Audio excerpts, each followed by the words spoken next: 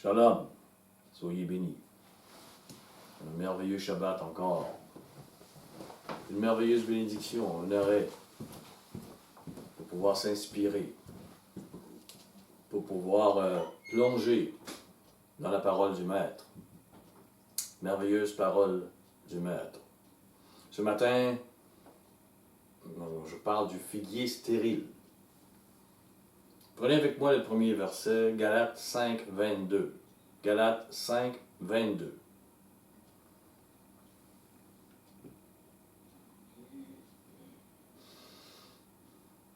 On parle, je mets une base pour commencer, quels sont les fruits de l'esprit.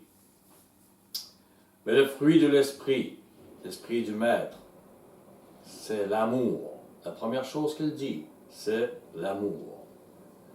De l'amour suit la joie, la paix, la patience, la bonté, la bienveillance, la fidélité, la douceur, la maîtrise de soi.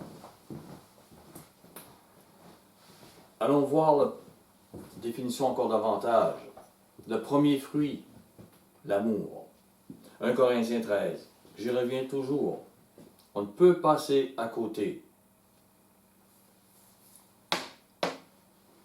de l'amour. Alors Paul écrit au verset 31 avant 12, il dit « Aspirez aux dons les meilleurs ». Et les gens vont aspirer à faire des miracles, à avoir un diplôme, ils vont aspirer à toutes sortes de dons. Mais il dit, je vais encore vous montrer une voie par excellence. La voie par excellence. La voie par excellence, ce n'est pas le don des langues. Quand je parlerai les langues des hommes et des anges, si je n'ai pas l'amour, je suis un airain qui résonne ou une cymbale qui retentit. La voie par excellence n'est pas la prophétie. Quand j'aurai le don de prophétie, la science de tous les mystères, toute la connaissance, quand j'aurai même toute la foi jusqu'à transporter les montagnes. Si je n'ai pas l'amour, je ne suis rien. Toutes ces choses font partie des bénédictions, des signes que le Maître peut donner à une assemblée, à des serviteurs. Mais ce n'est pas la voie par excellence. Ce sont des signes. Et quand je distribuerai tous mes biens pour la nourriture des pauvres, quand je livrerai même mon corps pour être brûlé comme ils font en Inde, si je n'ai pas l'amour, cela ne me sert à rien. Ce n'est pas la voie par excellence. Parfois, ils vont traduire charité pour amour. Ce n'est pas vrai. Quand même, vous auriez toute une charité, il peut y avoir autre chose. Vous ne pouvez peut-être ne pas vivre le véritable amour, même si vous avez de la charité. Il y a dans l'amour la charité, mais la charité n'est pas l'amour spécialement. L'amour est patient. Il est plein de bonté. L'amour n'est point envieux. L'amour ne se vante point. Regardez-vous là. Parce que notre chair est contraire à cet amour. Elle recherche pour elle. Et le Maître veut nous délivrer, nous dire, regarde, ce que je suis devient ce que je suis. L'amour ne se vante point. Il ne s'enfle point d'orgueil. Il ne fait rien de malhonnête. Il ne cherche point son intérêt. Il ne s'irrite point. On peut avoir plusieurs raisons. Mais si on est amour, on n'a pas de raison. Il ne soupçonne point le mal. Il n'imagine pas le mal. On dit un voleur voit que tous les gens sont des voleurs. Un menteur pense que tous les gens sont des menteurs. Il ne soupçonne pas le mal. Et aussi, d'autres versions vont dire il ne tient pas note de toutes les offenses qu'on lui a faites. Il ne se réjouit point de l'injustice, mais il se réjouit de la vérité. Tout ce que le Maître dit. Il excuse tout. Il croit tout ce que le Maître a dit. Il espère tout ce que le Maître a dit. Il supporte tout pour cela. Et l'amour ne périt jamais. Comme je dirais, il y a des gens qui peuvent dire, oui, mais je parle en langue, je suis nouveau. Ne dites pas vous êtes né de nouveau parce que vous parlez en langue. Si vous n'avez pas l'amour, vous n'avez rien. Vous n'avez pas cette nouvelle naissance. De la puissance de cet amour qu'a porté Yahusha pour nous, de la puissance de cet amour donc, sort la puissance de la joie et de la paix qui provient des cieux, les fruits de l'esprit. Si vous n'avez pas puissamment cet amour, lorsqu'on va vous persécuter, la joie et la paix ne seront pas avec vous. Vous ne serez pas convaincus, car vous n'êtes pas convaincus de l'amour du Maître et vous ne le vivez pas.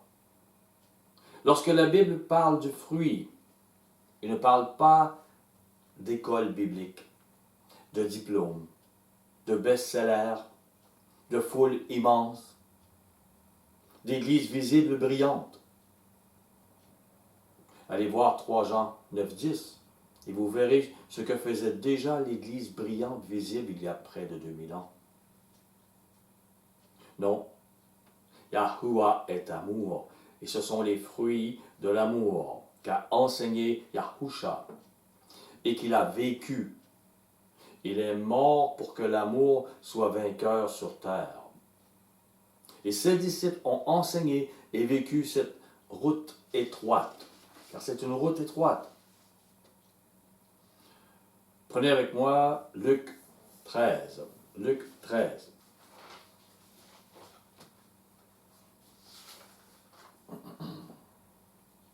Verset 6. La parabole du figuier. Je vous propose un signet, un marque-page avec 13. Au verset 6. Au verset 6 donc. Il dit aussi cette parabole. Un homme avait un figuier planté dans sa vigne. Il vint pour y chercher du fruit, et il n'en trouva point. Ce figuier est symbolique d'un disciple du Maître qui ne porte pas de fruits. Avec ce qu'il a reçu, il devrait porter du fruit, mais il n'en porte pas. Il porte des feuilles pour se cacher. Prenez avec moi Tite. Tite 2, 11.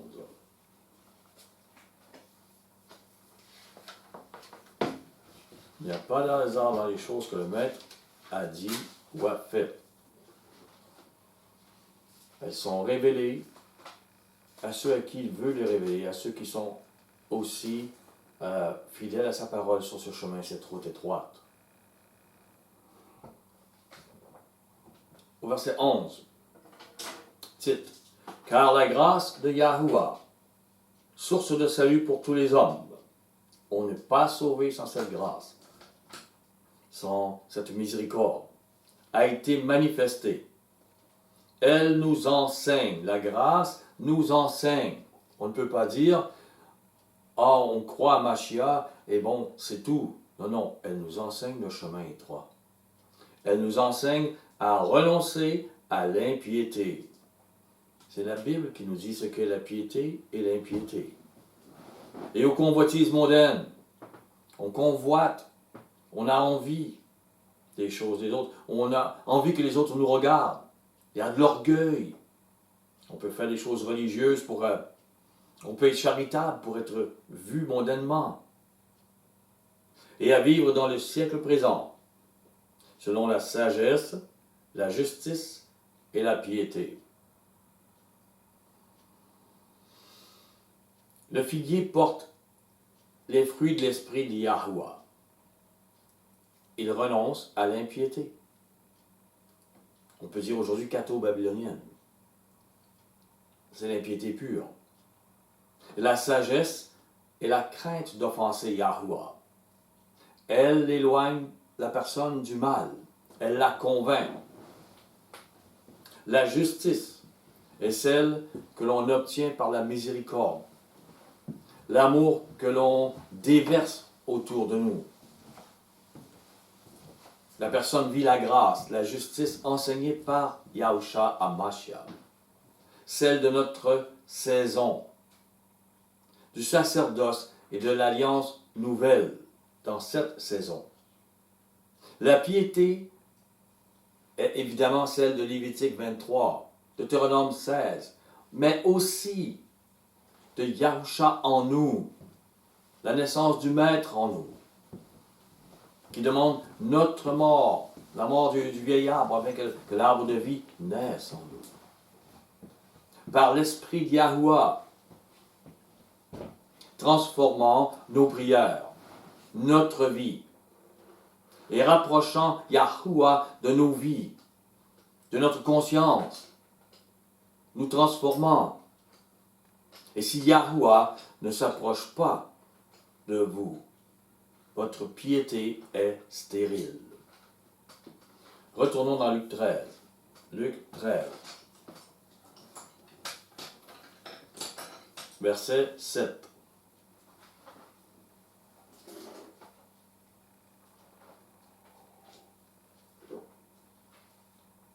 Alors, il dit au vigneron, voilà 3 ans, pas 1 an, pas 1 mois, pas 6 mois, 3 ans que je viens chercher du fruit à ce figuier.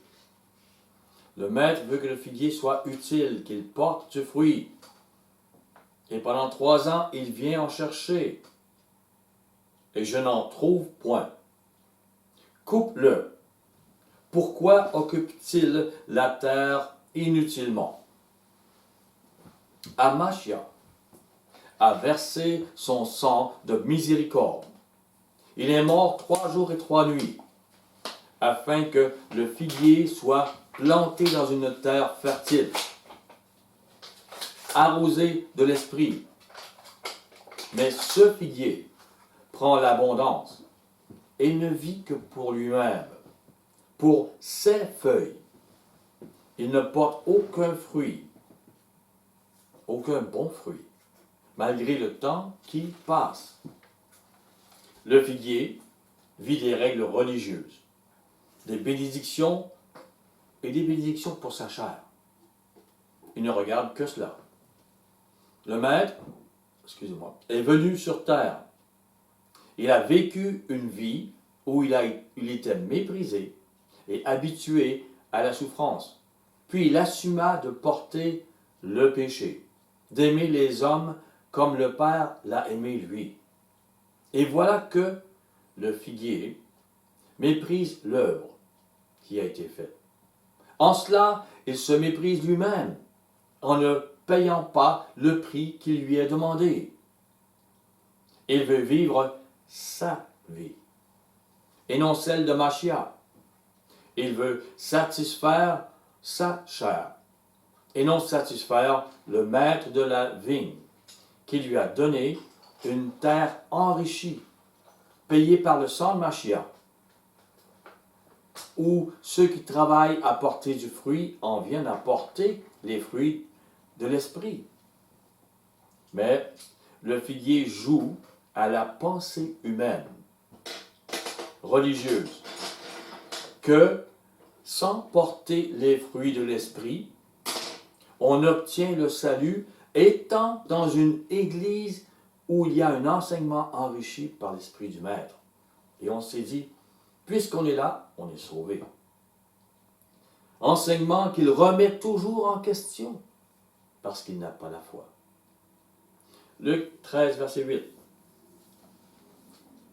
Le vigneron lui répondit, Maître, laisse-le encore cette année. Je creuserai tout autour, j'y mettrai du fumier, je lui enseignerai. J'essaierai de mettre le doigt sur son problème. Mais tous les autres figuiers comprennent. Mais pas ce figuier stérile.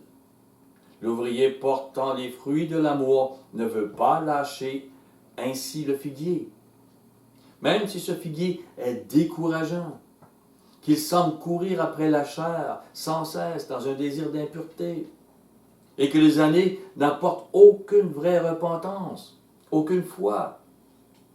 Et la personne ce figuier se plaît dans la fausse repentance, faisant bonne chère dans l'assemblée. Je voudrais que ce soit différent. Mais ce ne l'est pas. Et la Bible en parle. Et tristement, le faux amour enseigné par la chrétienté aujourd'hui ne protège pas l'amour dans l'assemblée, mais proclame que ces hommes ont le salut puisqu'ils sont dans l'assemblée.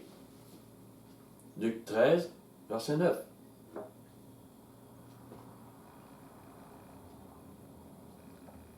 Peut-être à l'avenir donnera-t-il du fruit. Sinon, tu le couperas. C'est une grande décision, responsabilité. Et ce n'est pas que le figuier n'a pas eu la possibilité. Si le figuier ne porte pas de fruits, malgré les efforts de l'ouvrier, le figuier, après ces 4 années, doit être enlevé de l'assemblée. Malgré la terre enrichie, malgré la terre arrosée par l'Esprit, tout cela payé et justifié par le sang de Mashiach, si ce figuier ne porte pas de fruits, il doit être enlevé. Le faux amour ne protège pas le véritable amour dans les assemblées aujourd'hui. Et ceux qui entendent cela sont outrés de ce que je peux dire là. Mais je ramène souvent l'exemple de la prostituée car il est facile à comprendre. Si une prostituée veut venir à l'assemblée, elle est la bienvenue. Mais si elle vient à l'assemblée et ne se repent jamais, qu'elle continue son métier de prostitution, elle troublera grandement l'assemblée. Les femmes ne l'accepteront pas. Elles auront peur pour leur mari, car la prostituée veut les séduire. Elle est aguichante. C'est son métier. Si elle ne change pas. Et si on l'accepte durant des années, sans repentance, l'Église sera avec un interdit. Et une porte pour les démons de perversion est ouverte. Et une porte pour la pensée diabolique qu'on est sauvé parce qu'on participe à un culte sans avoir le devoir de se repentir et porter du fruit. Cette porte est ouverte et devient la base d'une théologie qui soutient une grâce qui n'exige pas la véritable repentance. Prenez avec moi 1 Corinthiens 5.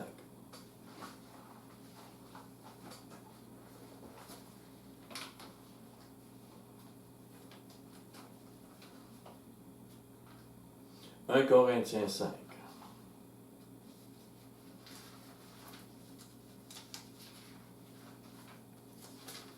Vous êtes rendu avant moi.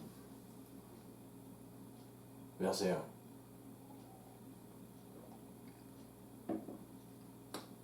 Voici ce que dit Paul. On entend dire généralement qu'il y a parmi vous de la débauche, et une débauche telle qu'elle ne se rencontre même pas chez les païens. Même dans les clubs sociaux, on est plus pur que cela. C'est au point que l'un de vous a la femme de son père. Et vous êtes enflé d'orgueil. Vous vous dites, nous avons des miracles, nous avons des signes, nous sommes disciples de Mashiach. L'orgueil. Et vous n'avez pas été plutôt dans l'affliction, afin que celui qui a commis cet acte soit ôté du milieu de vous. L'affliction, ce péché-là ne vous dérange pas. De toute façon, ce figuier-là est sauvé parce qu'il est avec vous. Vous n'avez pas d'affliction et vous ne protégez pas l'amour dans l'assemblée. Pour moi, absent de corps, mais présent d'esprit, j'ai déjà jugé comme si j'étais présent celui qui a commis un tel acte. Au nom du Maître Yahusha, vous et mon esprit étant assemblés avec la puissance de notre Maître Yahusha, qu'un tel homme soit livré à Satan. Pourquoi? Pour la destruction de la chair, afin que l'esprit soit sauvé au jour du Maître Yahusha. Il y a quand même un acte pour le salut, parce qu'il va être brisé dans le monde. Mais le Maître peut aller le chercher dans ce qui va être touché. Mais présentement, il ne peut plus être dans l'assemblée parce qu'il est comme protégé dans son péché. Paul l'homme qui a écrit la profondeur de l'amour dans 1 Corinthiens 13, démontre comment il faut protéger cet amour dans l'assemblée. Au nom du maître Yahusha, il a demandé à l'assemblée de couper le figuier et de le sortir. Il ne s'est pas mis à pleurer en disant « Pauvre petit, il va mourir éternellement ». Il a même dit que son salut peut-être justement parce qu'il faut qu'elle réfléchisse ailleurs. Il faut qu'il soit... Parce que dans l'assemblée, il se croit sauvé. C'est un piège pour lui, c'est un piège pour les autres. Jean 15, verset 1. Oui, c'est ça. Jean 15. Jean 15, verset 1.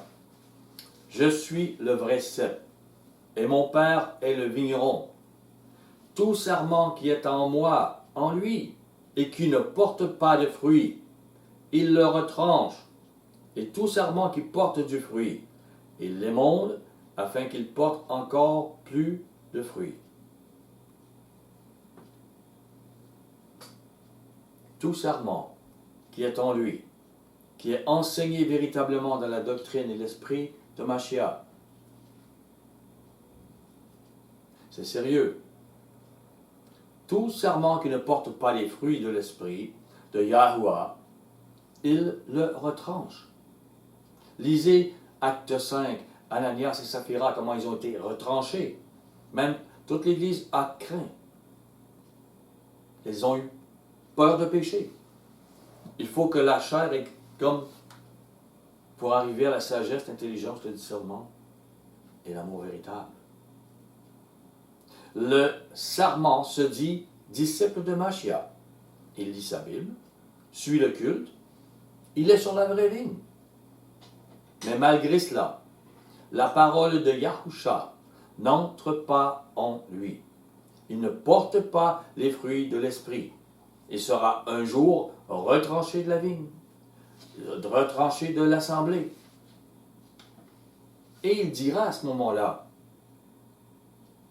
il n'a rien vu des efforts des ouvriers et des autres personnes.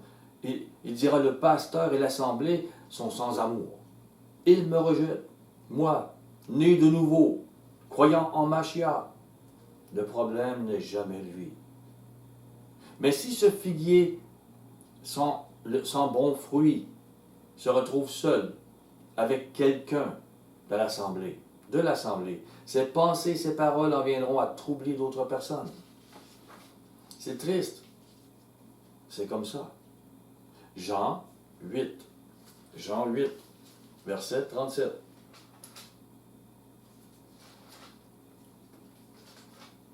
Je sais que vous êtes la postérité d'Abraham. On peut dire, je sais que vous êtes dans une église véritable qui dit la vérité. Mais vous cherchez à me faire mourir. Vous ne croyez pas. Parce que ma parole ne pénètre pas en vous. La parole du Maître. Il doute toujours de ce qui est enseigné bibliquement. Et par des raisonnements tordus, il ne bouge pas pour changer. Mais si le sarment, le disciple, porte du fruit, il sera émondé, afin qu'il porte encore plus de fruits. Nous avons un effort à faire, un appel à cet effort.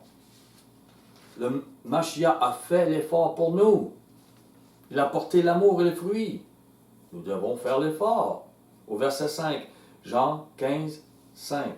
Jean 15, 5. Je suis le cep, vous êtes les sarments. Celui qui demeure en moi et en qui je demeure porte beaucoup de fruits, car sans moi vous ne pouvez rien faire.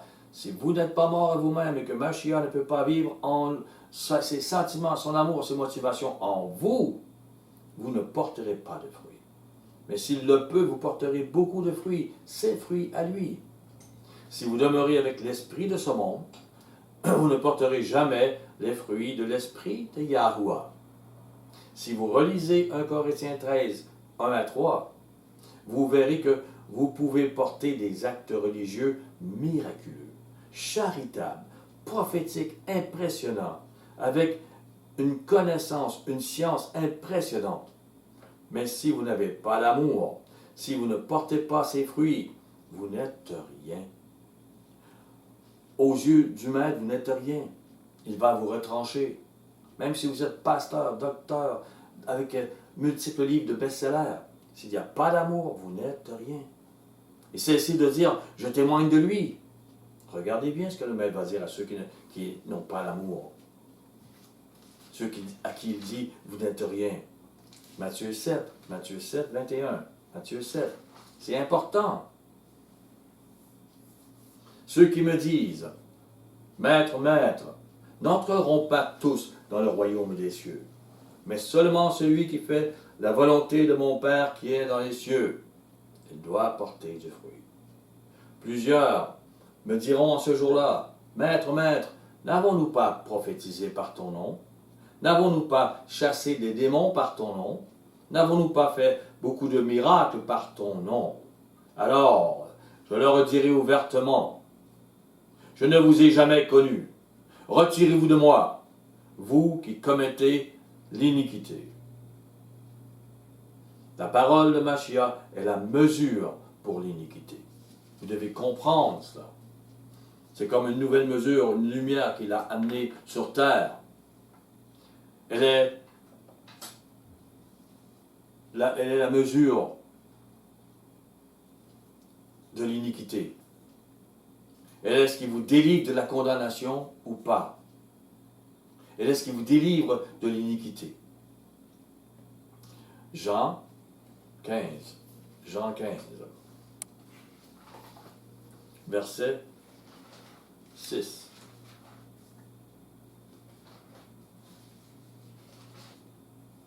Si quelqu'un ne demeure pas en moi, il est jeté dehors, comme le sarment, et il sèche. Puis on le ramasse, on le jette au feu, et il brûle. Il pourra faire une vie très religieuse, mais il sera sèche.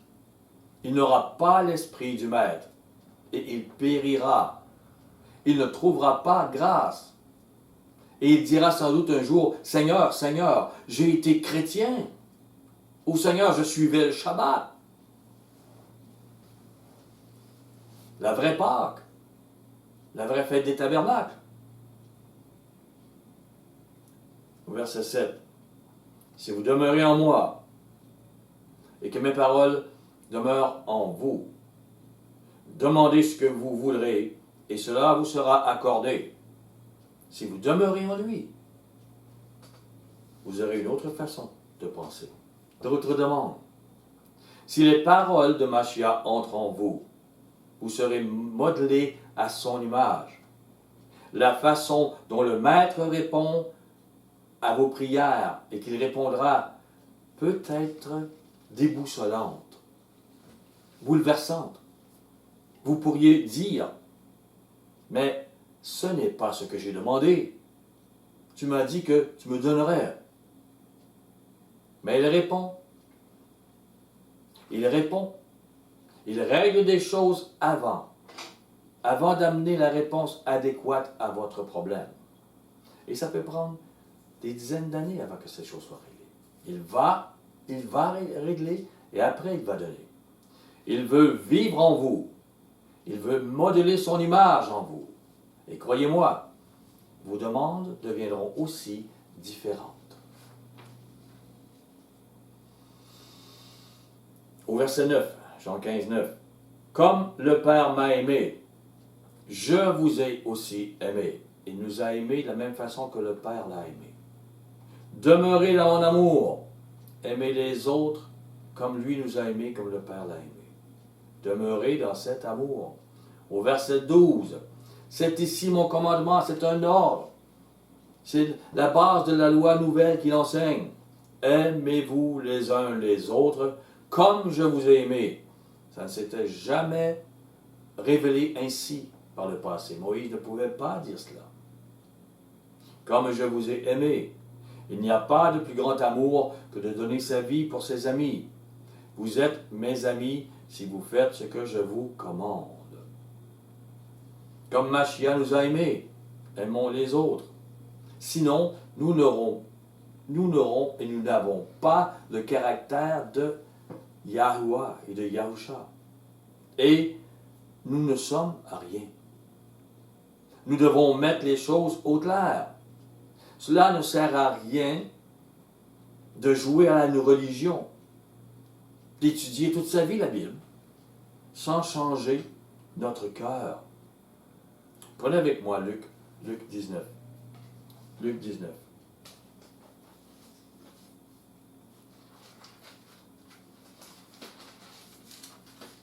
Verset 44. Ils te détruiront, toi et tes enfants au milieu de toi. Ils ne laisseront pas en toi pierre sur pierre.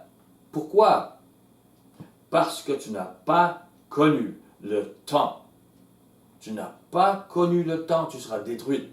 Tu n'as pas changé le temps où tu as été visité.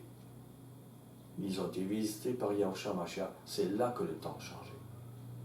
Vivre selon l'alliance, le temps et la justice attachés à ce temps est primordial pour porter du fruit et pour ne pas être détruit totalement.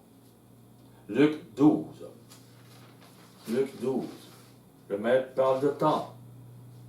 Au verset 54, il dit encore aux foules, quand vous voyez un nuage se lever à l'Occident, vous dites aussitôt, la pluie vient, et cela arrive ainsi. Et quand vous voyez souffler le vent du midi, vous dites, il fera chaud, et cela arrive.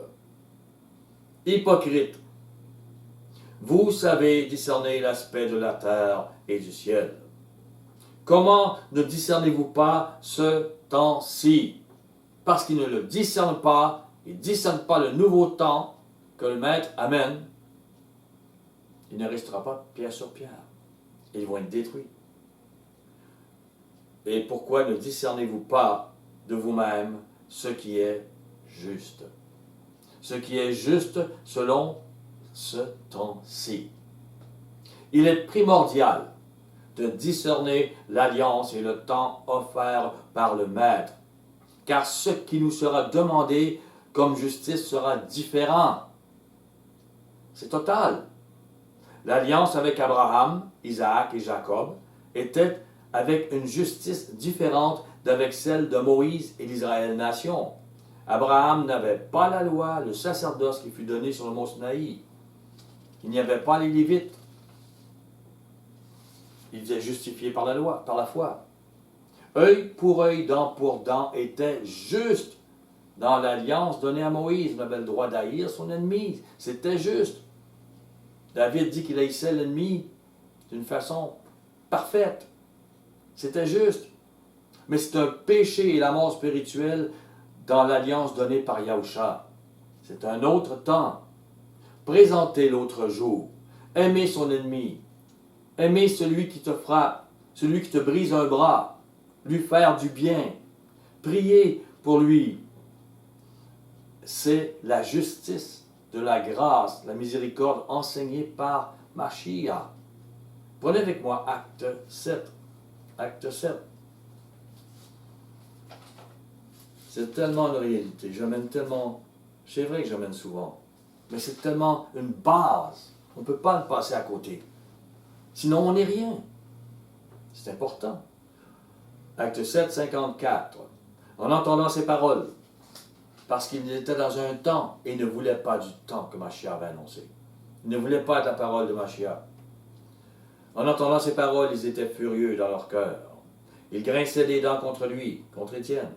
Mais Étienne, rempli du Saint-Esprit, et fixant les regards vers le ciel, vit la gloire de Yah et Yahusha debout à la droite de Yah.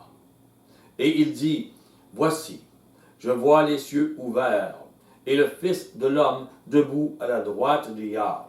Ils poussèrent alors de grands cris, en se bouchant les oreilles. Ils se précipitèrent tous ensemble sur lui. Ils le traînèrent hors de la ville, et le lapidèrent. Et les témoins déposèrent leurs vêtements aux pieds d'un jeune homme nommé Saül. Et ils lapidaient Étienne. C'était comme une joie. On le déteste, on l'haït. C'était l'ancienne justice. Étienne portait la nouvelle justice. Étienne priait et disait, « Maître Yahusha, reçois mon esprit. » Puis s'étant mis à genoux, c'est sa dernière prière. Il ne le fait pas pour lui, pour sa femme, pour ses enfants, pour n'importe. Il s'écria d'une voix forte, « Maître, ne leur impute pas ce péché. » Et après ces paroles, il s'endormit. Ils ont défoncé son crâne. Ils ont pris des grosses pierres. Il le haïssait et lui, il les aimait. Il était juste, selon la loi de Moïse, que David tue Goliath, lui coupe la tête et qu'il se promène avec cette tête comme un trophée. Imaginez quelqu'un à Montréal, à Paris ou ailleurs, qui coupe la tête et qui se promène. Il était juste en Israël que ce soit ainsi. Mais cela aurait été un grand péché pour Étienne de le faire avec ses ennemis. Le sacerdoce et la loi avaient changé avec la nouvelle alliance que Yahusha instaurait. Il instaurait un autre temps, une autre saison, une autre justice. Prenez avec moi Marc 11. Marc 11.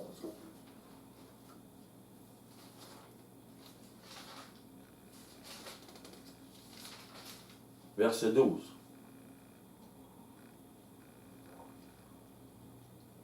Vous direz la page 1007. Verset 12. Le lendemain, après qu'ils furent sortis de Béthanie, Yahusha eut faim. Apercevant de loin un figuier qui avait des feuilles, il alla voir s'il s'y trouvait quelque chose.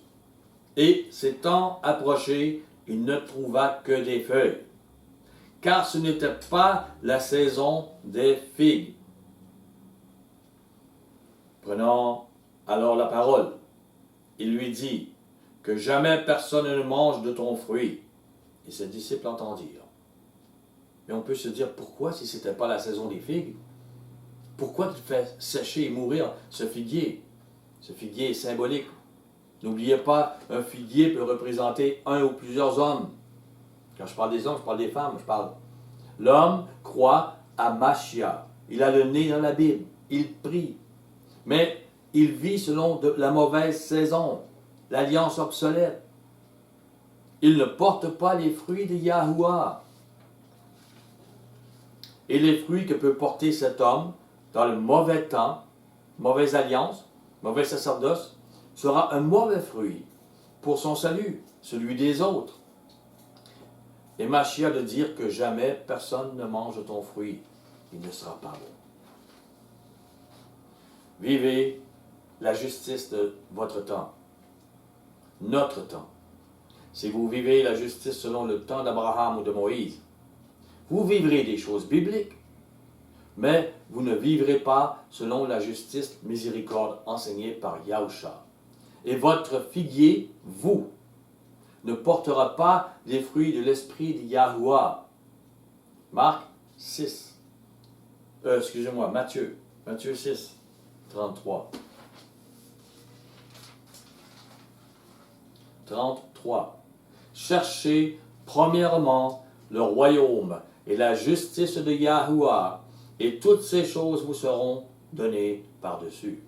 Premièrement, recherchez le royaume selon l'enseignement de Yahusha à Mashiach. Comprenez? Pas rechercher la nation juive, circonciser votre chair, ou rechercher une église, des amis chrétiens, un pasteur éloquent, la prospérité. Si votre recherche n'est que physique, alors vous passez à côté du royaume de l'amour. Recherchez-le au point de rester fidèle face à votre mort, sur une croix pour y entrer dans ce royaume. Portez cet amour jusqu'à la mort s'il le faut. Recherchez la justice selon l'alliance de notre temps, alliance scellée par le sang de Mashiach. Et par votre persévérance, vous porterez des fruits lorsque Mashiach voudra se servir de vous, parce que c'est là l'importance. servir de vous pour témoigner de lui. Du chemin étroit, vous vivrez et enseignerez la miséricorde qui triomphe du jugement. Parce que vous serez dans la bonne saison, le bon sacerdoce, la bonne alliance, pour faire vivre la loi de liberté enseignée par Mashiach. Je retourne à Jacques 2.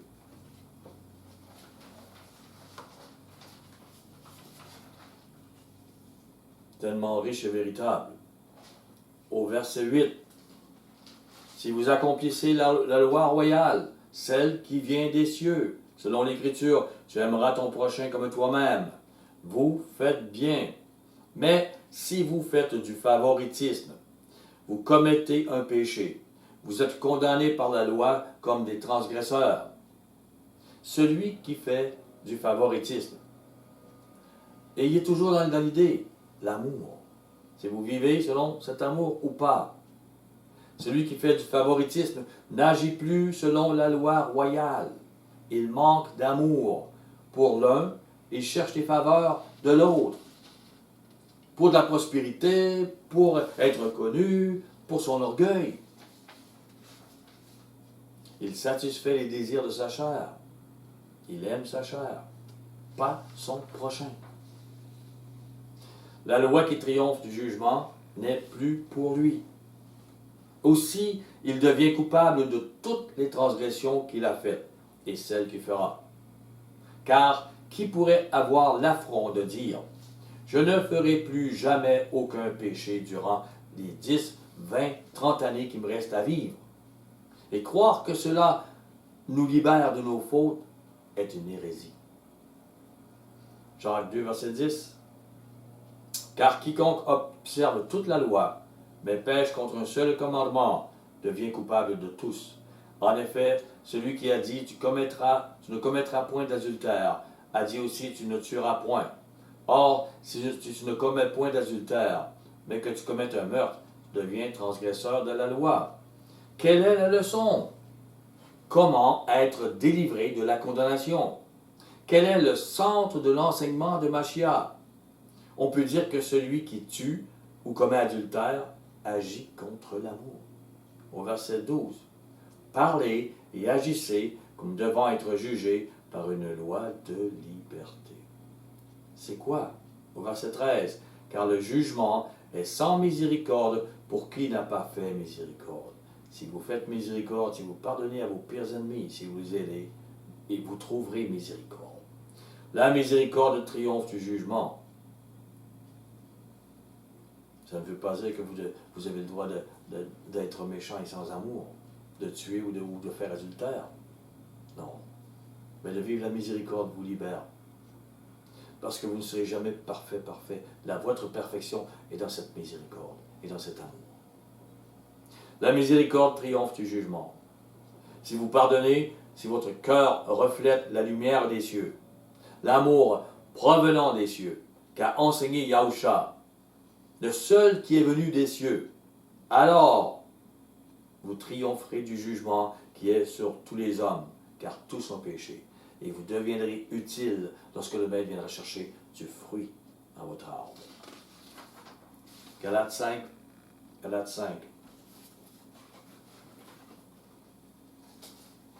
Verset 24.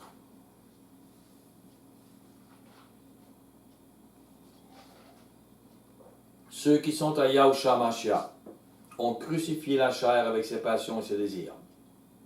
Comprenez, si vous ne l'avez pas fait, vous n'êtes pas à Yahusha Mashiach. Si nous vivons par l'Esprit, marchons aussi selon l'Esprit. Si vous ne l'avez pas fait, vous ne marchez pas selon l'Esprit. Quoi que vous en pensiez. Le vrai disciple de Yahusha est mort à lui-même donc, à ses passions, ses désirs. Ainsi débute son voyage avec Yahusha HaMashiach. Ainsi, il commence à vivre et marcher selon l'esprit de Yahuwah. Avant cela, il fait de la religion. Et on peut avoir des diplômes bibliques, mais la personne ne marchera pas selon l'esprit de Yahusha. Il ne recherchera pas à établir l'amour, la miséricorde enseignée par le Maître. mais il cherchera à établir ses règles religieuses, sa dénomination, chrétienne ou messianique. C'est une vaine gloire. Il annonce d'un salut sans payer le prix de notre mort et celui de porter la miséricorde. Et ce chemin est frustrant, car les émotions charnelles qui ne sont pas mortes sont jalouses, envieuses, orgueilleuses. L'amertume, l'irritation sont dans ce chemin. Au verset 26. Ne cherchons pas une vaine gloire en nous provoquant les uns les autres, en nous portant envie les uns aux autres, nous provoquant les uns les autres. Ma dénomination est bien meilleure que la vôtre. Mon pasteur est bien meilleur que la vôtre. 1 Corinthiens 1:10. 1 Corinthiens 1, verset 10. Je vous exhorte, frères, par le nom de notre Maître Yahushua HaMashiach, à tenir tous un même langage et à ne point avoir de division parmi vous, mais à être parfaitement unis dans un même esprit et dans un même sentiment. L'esprit de Yahuwah nous enseigne une loi de sentiment. Il ne dit pas être unis dans la Torah de Moïse, mais il écrit les sentiments. Il écrit l'amour, les sentiments salvateurs dans 1 Corinthiens 13, verset 1 à 8, au verset 8.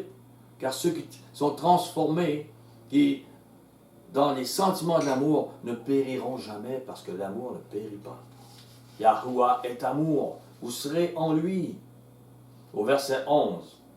Car mes frères, j'ai appris à votre sujet par les gens de Chloé qu'il y a des rivalités, des disputes au milieu de vous. Comment les disciples de Mashiach peuvent avoir des disputes alors qu'ils sont supposés être amour? Je veux dire que chacun de vous parle ainsi. Moi, je suis de Paul, je suis évangélique. Moi, d'Apollos, je suis pentecôtiste. Moi, de Céphas, je suis d'une autre religion. Et moi, de Mashiach. Mashiach est-il divisé?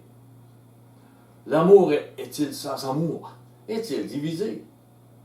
Paul a-t-il été crucifié pour vous? Est-ce au nom de Paul que vous avez été baptisés? Dans les églises visibles, nous n'avons pas récolté l'amour les uns pour les autres, comme Mashiach nous a enseigné, mais bien la division interne et externe. On voit des gens qui ne se regardent pas ou qui sont on est beaucoup meilleur que l'autre, qui est mon frère ou ma soeur. Que l'autre assemblée extérieure aussi, eux, ils sont du diable. La division et les fruits de la chair, comme font tous les clubs sociaux. Jean 5. Jean 5.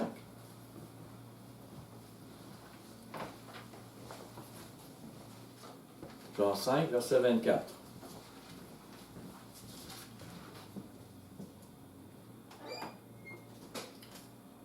En vérité, je vous le dis, celui qui écoute ma parole et qui croit à celui qui m'a envoyé a la vie éternelle et ne vient point en jugement, mais il est passé de la mort à la vie. Croyez à la doctrine de miséricorde, de la grâce enseignée par Mashiach, et passer de la mort à la vie. Au verset 39. Vous sondez les Écritures, plein de chrétiens, plein de gens qui vivent le Shabbat, plein de gens qui sondent les Écritures, parce que vous pensez avoir en elles la vie éternelle. Vous vous dites, dans notre religion, nous avons les Écritures, on les sonde, donc on a la vie éternelle. Ce sont elles qui rendent témoignage de moi, de l'amour du Père qu'il m'a aimé, de l'amour dont je vous ai aimé. Et vous ne voulez pas venir à moi pour avoir la vie. Car sans amour, vous n'avez pas la vie. Vous n'êtes rien. C'est établi. Nous venons d'en parler. Vous pouvez écouter l'étude, 1 Corinthiens 13. On n'est rien.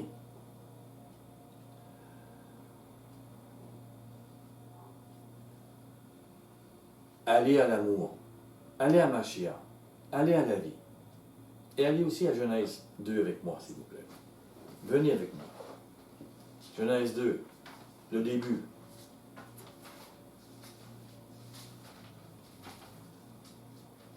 Pourquoi Genèse? Parce que tout est interrelié. Le début comme la fin. Les alliances. Le temps des alliances. Si on vivait dans le temps d'Abraham, on aurait vécu comme dans son alliance. Moïse dans son alliance. Aujourd'hui, c'est le temps avec Mashiach. Genèse 2, verset 8. Puis Yahuwah Elohim planta un jardin en Éden, du côté de l'Orient, et il y mit l'homme qu'il avait formé. Yahuwah Elohim fit pousser du sol des arbres de toute espèce, agréables à voir et bons à manger. L'arbre de la vie au milieu du jardin, et l'arbre de la connaissance du bien et du mal. Si le figuier, l'homme, avait pris de l'arbre de vie, il aurait porté les fruits de l'esprit de Yahuwah. Il aurait porté les fruits de l'amour, de la vie. Et les fruits de la vie. Comprenez? Il n'en voyait pas l'importance. Il vivait. Maintenant, au verset 17. Mais tu ne mangeras pas de l'arbre de la connaissance du bien et du mal, car le jour où tu en mangeras, tu mourras certainement. Il était comme dans un statu quo, c'est-à-dire qu'il n'avait ni péché, il n'était ni dans l'amour véritable, il ne comprenait pas, ni il devait vivre ça. Il devait vivre totalement pour le maître, consacré, ou l'autre arbre, consacré à lui-même, à la chair. Voilà les deux arbres qu'il avait. S'il prenait cet arbre, l'arbre de la connaissance du bien et du mal, il serait dominé par sa chair donc, et l'esprit perverti des ténèbres. Il regarderait pour sa chair. Il deviendrait son orgueil, son Dieu. On le voit aujourd'hui. Et le véritable amour provenant de l'arbre de vie n'y serait pas. C'est toujours pareil aujourd'hui, là. Ils font la religion, ils font la chrétienté, ils lisent la Bible, mais le véritable amour n'est pas là. Il fallait Yahusha pour que l'amour soit enseigné et vécu parmi les hommes. Au verset 25.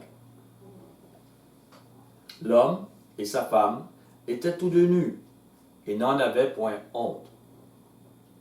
Ils n'en avaient point honte. La chair ne dominait pas leur esprit. Ils ne comprenaient même pas qu'ils étaient nus. Tous les animaux étaient ainsi. Ils ne comprenaient pas qu'ils pouvaient être seulement avoir des vêtements.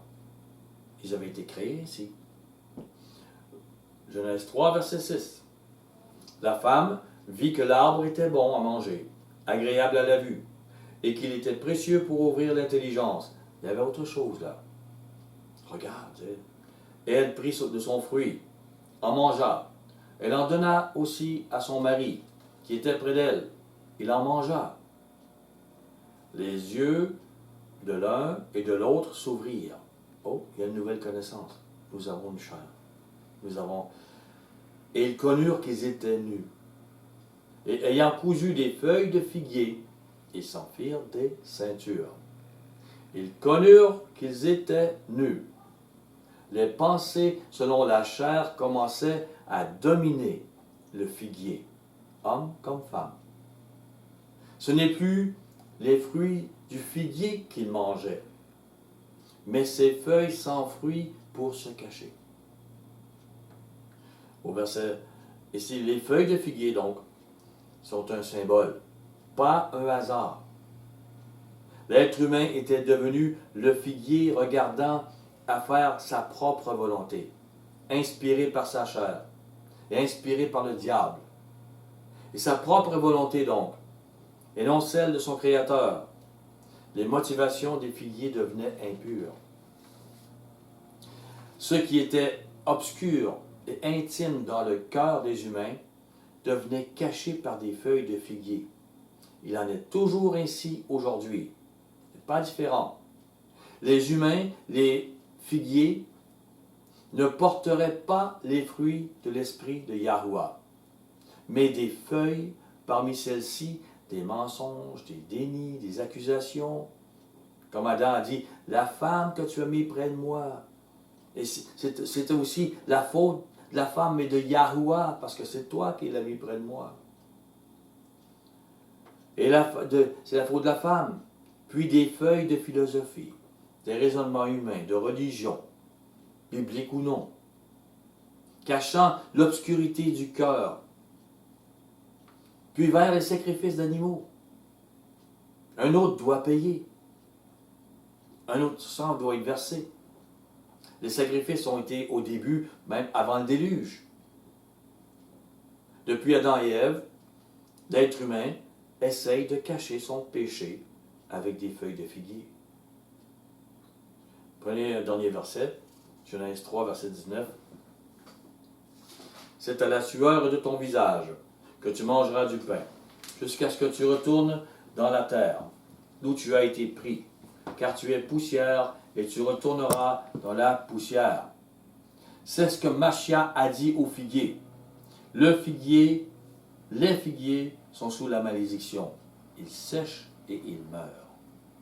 Soyez un figuier selon le temps établi par Yahuwah et instauré par Yahusha. Soyez un figuier qui porte les fruits de l'esprit de Yahuwah. Soyez bénis. Je vous aime.